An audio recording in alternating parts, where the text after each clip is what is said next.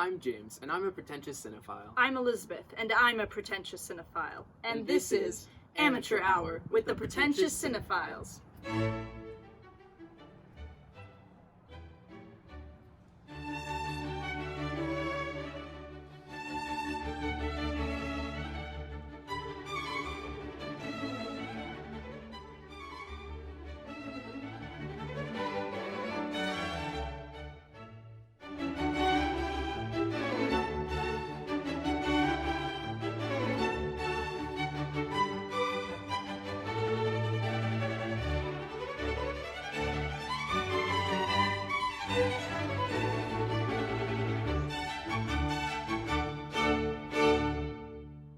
Welcome to the second episode of Amateur Hour, Outdoor Edition. This week, Elizabeth and I are going to be talking about some of our favorite animated movies from France, Ireland, and Japan. Now, we know everyone loves a Disney Pixar movie, but we're going to try to show you some of our favorite hidden and not so hidden gems. I don't know about you, but I have a feeling this episode is going to go big easy. Our first film we'll be talking about today is Ernest and Celestine. This is a 2012 French film. It was directed by Stéphanie Aubier, Vincent Pater, and Benjamin Renner. And in the English dub cast, since it is in French, Forrest Whitaker plays Ernest and Mackenzie Foy plays Celestine. Ernest and Celestine is based off the children's series of books published from the 80s to the 2000s by Gabrielle Vincent. Ernest, a bear, is a struggling musician, and Celestine is an orphaned mouse. However, the world of mice is underneath the world of bears, and they're both very scared of each other. However, when worlds collide, the two are forced to form a bond that tests their courage, kindness, and values. The first thing I love about this movie is its animation style. It's really simple and sweet, and it actually looks really sketchy, like they didn't quite finish it, and that was intentional. They wanted the colors to bleed off the lines. They wanted some of the edges to be unfinished. They actually animated this on like Adobe Flash, drawing it on tablets, and so it gave you that watercolor style that Gabrielle Vincent did so well in her books.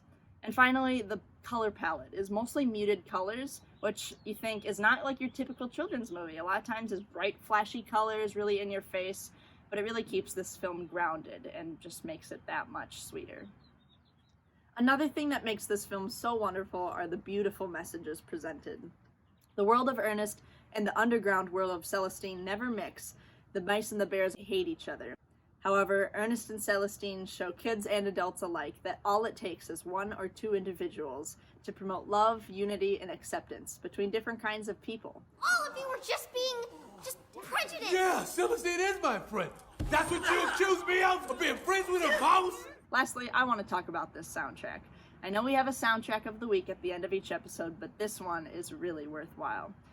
This soundtrack was composed by Vincent Courtois, and there's some really interesting musical themes. For instance, Celestine has a clarinet every time she's on screen or has her theme, and Ernest has a violin, which is super sweet because he plays the violin in the movie. When the two have a duet of a friendship-like scene, there's always piano used, which is really sweet and kind of unites the two together. One song in particular really stands out in my mind. It's called From Winter to Spring, where, you guessed it, the seasons change. And the song is the forefront of this scene, and it's unforgettable.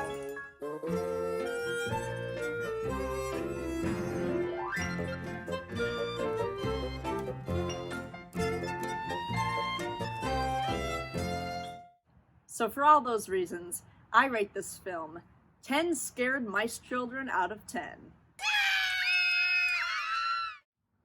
Our second movie of this week is 2014's Song of the Sea. This movie comes from Cartoon Saloon, an Irish animation studio. This movie is directed by Tom Moore and stars voice actors Fionnuala Flanagan, Brendan Gleeson, and David Rowley. To summarize, Ben, the protagonist, Saoirse, his sister, his father, and his grandmother must grapple with the emotions that come with losing a mother. As the family struggles with different needs and desires, Ben and Saoirse are called on an adventure. As they traverse through the different worlds of Irish mythology, Ben and Saoirse learn things about themselves and discover who their mom truly was.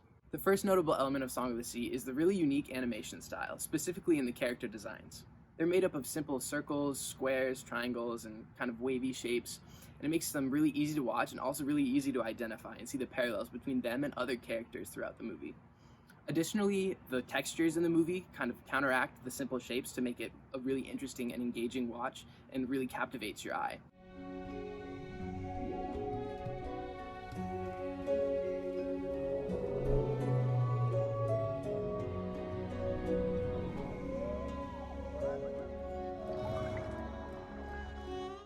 One of the most interesting parts of Song of the Sea is how the mythological narrative aspects and the family drama narrative aspects overlap. In this overlap is where most of the emotional potency comes from, and I really love how there's parallels between the myths that the mother tells her children and kind of the life experiences that they're going through, where they're able to learn from their culture and their heritage. The last, but probably most powerful aspect of Song of the Sea is the morals, the messages that come across at the end of the movie.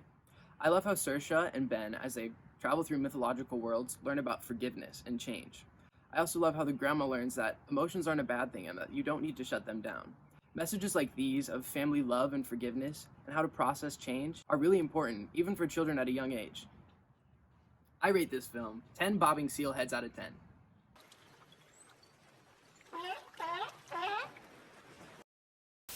Now, for a very special segment, we're going to be doing a turbo round of Kiki's Delivery Service. Kiki's Delivery Service is a 1989 film by Studio Ghibli from Japan. James, what do you like about it?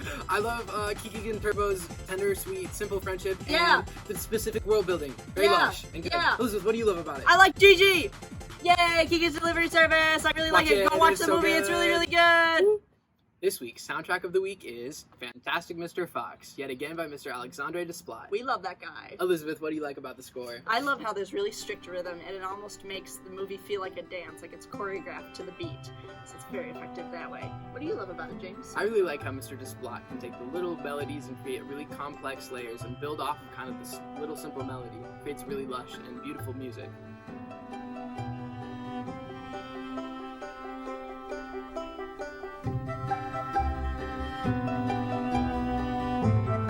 There's also a compilation album of songs they used from different sources throughout the film, like the Bobby Fuller 4 or Nancy Adams, and I love how that accentuates the movie and creates this, like, this homey, nostalgic feel to the movie. Check it out.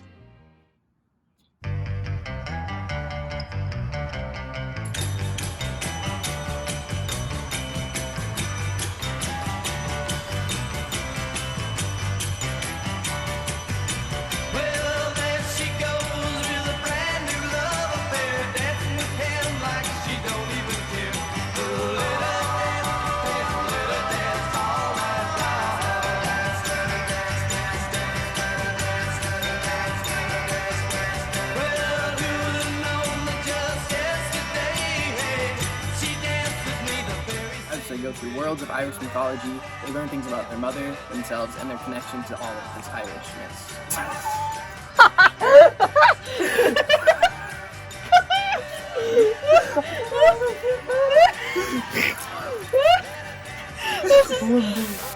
I don't know about you, but I think this episode is going to go big easy.